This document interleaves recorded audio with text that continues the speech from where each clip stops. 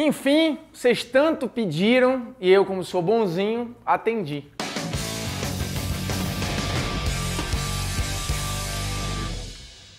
Fala moçada, beleza? Polêmicas vazias na área e depois de muito insistir, eis que vocês conseguiram. Aproveitando aí que a temporada europeia está para começar, uma dúvida no ar. Qual é o melhor campeonato? Campeonato inglês ou campeonato espanhol? Pois é, os dois campeonatos europeus mais valorizados, mais ricos, com as marcas mais pesadas, com os jogadores mais famosos, com as maiores audiências, com os maiores direitos televisivos. De um lado, a Premier League, que a partir do começo dos anos 90 sofreu uma remodelação completa para atrair mais dinheiro, para tratar melhor o seu produto, para tratar melhor o seu consumidor e para entregar um torneio melhor do que antes. E do outro, um campeonato que já há muito tempo tem esses moldes, que é um campeonato nesse formato que a gente conhece de La Liga, mais antigo, que vem lá no final dos anos 20 e que desde muito cedo sempre conseguiu lidar com grandes grifes. O campeonato espanhol, mais cedo até, ele se internacionalizou, ele ficou global muito cedo, diferentemente do que aconteceu com o campeonato inglês. Lá atrás, nos anos 50, o Real Madrid tinha o domínio da então Copa dos Campeões da Europa, que depois seria transformada em Liga dos Campeões. E eis que o presidente do Real Madrid resolve medir forças fora do continente para testar o poderio do seu clube, que na cabeça dele já era o manda-chuva do futebol europeu. E foi aí que surgiu a semente para o campeonato interclubes, ou seja, para o intercontinental. Então, durante muito tempo, por causa do Real Madrid, o campeonato espanhol foi sempre muito falado no mundo. Isso não acontecia com tanta frequência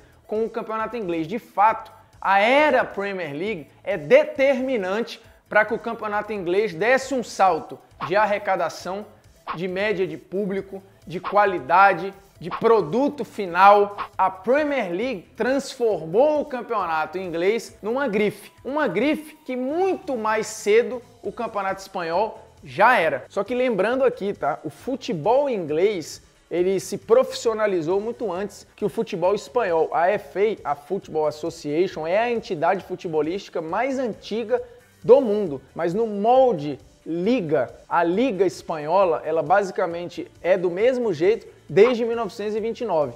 A Premier League não, ela sofreu uma mudança radical a partir de 1992. Mas vamos ao que interessa, que são as comparações. Tem um campeonato melhor? Qual seria? Porque de um lado você tem uma extrema competitividade, você tem inclusive mais grifes. Do outro você tem um campeonato que já há um bom tempo tem os melhores jogadores do mundo, tem as maiores estrelas, mas que sempre é rotulado como um campeonato de dois times. E aí a gente tem algumas meias verdades e muita lenda que é passada para frente. E agora uma pausa rápida para a nossa polêmica aleatória, que na verdade é uma dúvida que surgiu em um dos comentários. Afinal de contas, tomate é uma fruta ou é um legume? Essa história de falar que o campeonato espanhol é um campeonato de dois times é mais ou menos, né? Depende do recorte que você quer. Historicamente, de fato, Real e Barça dominam não só o número de títulos, como o número de vice-campeonatos.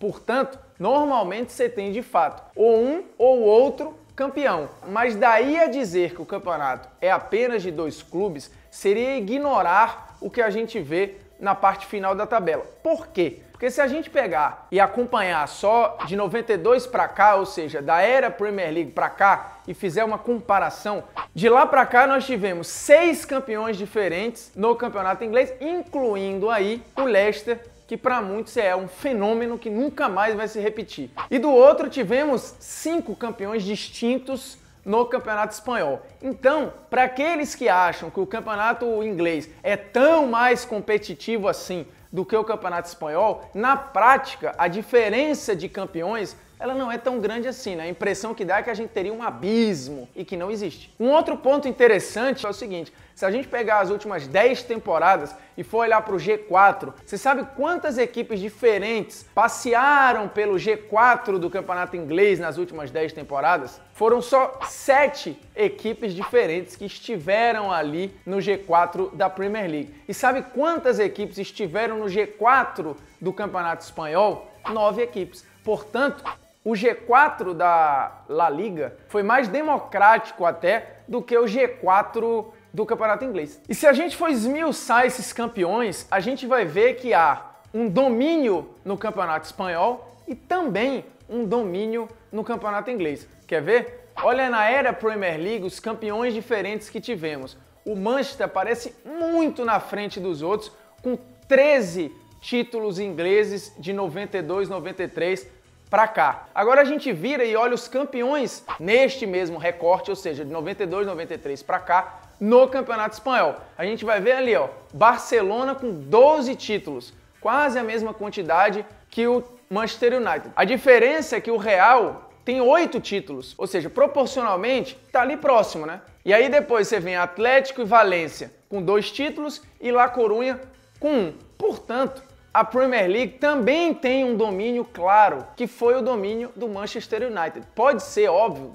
mais lá na frente, mude, mas hoje a realidade é essa. Então o Campeonato Espanhol, para quem quer, ele vai ser de fato só o campeonato de Real e Barcelona, porque Real e Barcelona são duas marcas tão potentes que transformam o campeonato nessa falsa avaliação de que só tem os dois. Mas o campeonato tem mais equipes e as outras equipes promovem uma disputa espetacular. Mas sim, a grande vantagem da Premier League é que tem mais grifes. Você tem mais times populares ou mais times relevantes do que o campeonato espanhol. E aí eu falo de jogar pra galera, né? Enquanto o campeonato espanhol tem Real e Barcelona num patamar, aí você tem bem embaixo o Atlético de Madrid, mas você consegue ver muita qualidade em equipes como o Sevilha, não nesta última temporada, mas nas outras, no Valência.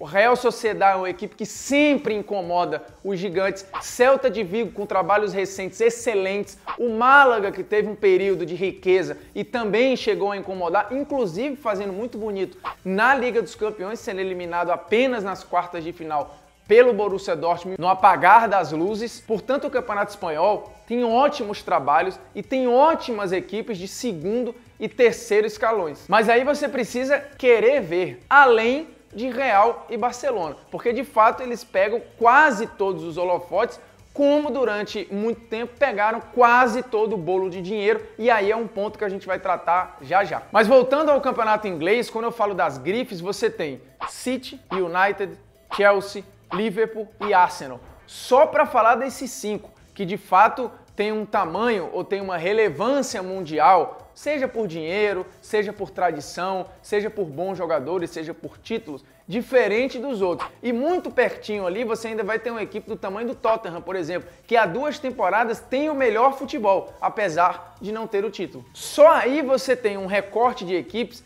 que produzem a cada rodada grandes jogos, que acabam diluindo a audiência e o interesse, porque você vai ter numa rodada 2, 4, 6 se enfrentando e fazendo jogos de muita atração.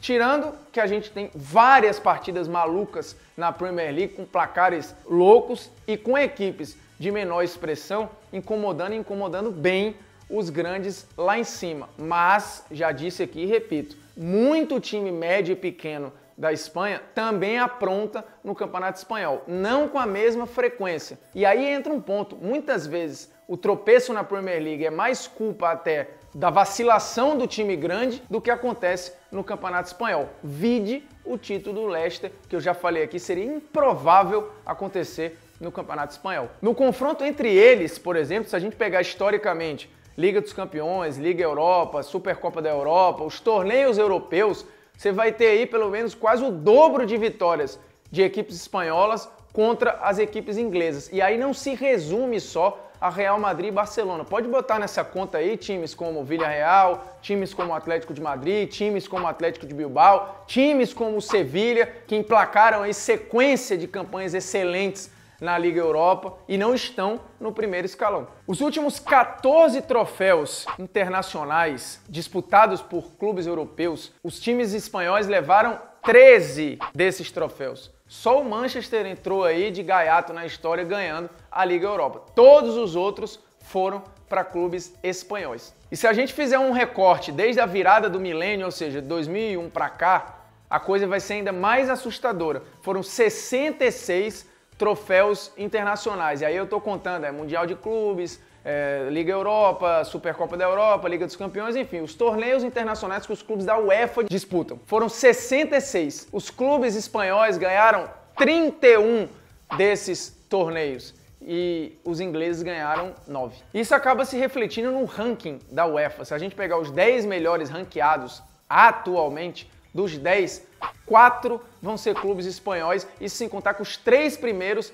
são espanhóis e só tem um representante inglês. É grave e isso mostra a diferença, porque uma coisa é analisar a liga, a outra coisa é analisar o que esses times fazem fora da liga. Só que o que eles fazem fora da liga acaba também sendo uma análise de reflexo do que é a liga. E aí eu fico com a análise do meu parceiro Rafael Oliveira, hoje comentarista da ESPN, mas que escreve no site da ótima editora Grande Área, que só publica livros relacionados a futebol, e o Rafa já fez um texto sobre o que define ou o que faz um campeonato ser competitivo, o que faz um campeonato ser forte. E a avaliação dele tem a ver, inclusive, com o Campeonato Brasileiro, quando se fala de campeonato inglês. Porque o Brasileirão, para ele, às vezes, tem uma classificação mais empolgante do que os jogos. Ou seja, a tabela ela é mais empolgante, ela é mais emocionante do que, de fato, o que a gente vê na prática. E muitas vezes o Campeonato Espanhol tem jogos melhores do que aquilo que a tabela reflete, que é o que eu disse agora há pouco. As pessoas se limitam a ver a disputa pelo título, ou se limitam a ver Real e Barcelona e esquecem que tem ótimos trabalhos sendo feitos ao longo da tabela, jogos entre eles, outras disputas que vão além do campeonato, que são ótimas de se ver, com alto nível técnico, mas que as pessoas insistem em achar que não estão ali, né? E essa é uma análise, inclusive, que o Quique Flores, ex-técnico do Watford, hoje no espanhol, já tinha feito, mostrando que há uma diferença grande de tática e de técnica em relação ao campeonato espanhol e o campeonato inglês. E para ele, o campeonato espanhol é bem melhor neste nível do que o campeonato inglês. E tem um ponto aí que quase não é falado, mas que conta a favor do campeonato espanhol. Se isso não se reflete tanto no peso técnico das equipes menores em relação ao Real e Barcelona, se reflete muito no que representa cada jogo, no que representa cada duelo. Por quê? Porque ao contrário da Inglaterra, a Espanha é um país extremamente dividido, com culturas muito diferentes, com lugares, inclusive, que querem e que clamam por independência. O maior exemplo disso é a Catalunha. Então você tem no Campeonato Espanhol representantes de várias regiões diferentes e regiões que não se bicam ou que são absolutamente distintas do ponto de vista cultural, e essas distinções, elas estão no campo. Você tem, por exemplo, o Real Madrid com o madridismo muito claro, um representante da capital, um representante da monarquia, que enfrenta uma equipe como o Barcelona, que é o representante do oposto, da disputa pela independência da Catalunha. No meio do bolo você vai ter um time como o Athletic Bilbao, que é uma equipe absolutamente protecionista das suas características, ao ponto de não ter no seu elenco jogadores que não são nascidos ou que não têm descendência basca. Então são detalhes de um campeonato que transformam cada jogo numa disputa paralela, e aí é preciso conhecer a origem de cada equipe para passar a dar valor a cada um desses duelos e entender um pouquinho mais dos nós que existem na classificação e que vão além só de pontos perdidos ou pontos ganhos. E não estou falando que na Inglaterra não há rivalidades, porque eu não sou idiota, só que são rivalidades ou são disputas diferentes. Por falar no além do campo e bola, a dica cultural de hoje tem a ver com o mês de julho, porque no mês passado completou-se aí 67 anos do Maracanaço. O Dossiê 50 é um livro do Geneton Moraes Neto, um dos maiores jornalistas da história desse país, e fez um livro onde ele foi atrás de cada personagem, ouvir cada história e personificar um pouco aquele trauma, personificar um pouco aquele drama e explicar os porquês, mostrar os detalhes do que é considerado uma das grandes cicatrizes da história esportiva do Brasil, Portanto, vai muito além só daqueles 90 minutos, vai muito além só do que aquele jogo Dossiê 50, mais do que um bom livro, é uma baita investigação jornalística. Mas dito tudo isto, afinal de contas, tem um campeonato melhor? Sim, tem. E para você ver como eu procuro ser isento, eu prefiro o Campeonato Espanhol. Eu paro para ver mais os jogos do Campeonato Espanhol. Mas, se você procura competitividade, se você procura mais emoção, se você procura de fato mais grandes jogos por rodada, este campeonato é o campeonato inglês. A Premier League é um produto melhor do que o campeonato espanhol, por mais que Real e Barcelona acabem fazendo com que o preço dos dois campeonatos, o interesse dos dois campeonatos seja muito parecido. No Brasil, por exemplo, os jogos de Real Madrid e Barcelona, eles não se comparam em termos de audiência aos jogos do campeonato inglês. Todo jogo do Real Madrid e do Barcelona tem audiência, em média, superior às audiências do campeonato inglês. Só que se você diluir isso, as grifes que eu falei, o campeonato inglês acaba tendo a cada sábado, a cada domingo, mais jogos que despertem a atenção do grande público, porque tem camisas mais pesadas jogando constantemente. E isso sem falar que hoje tem excelentes trabalhos no banco de reservas. Você tem grifes como Conte,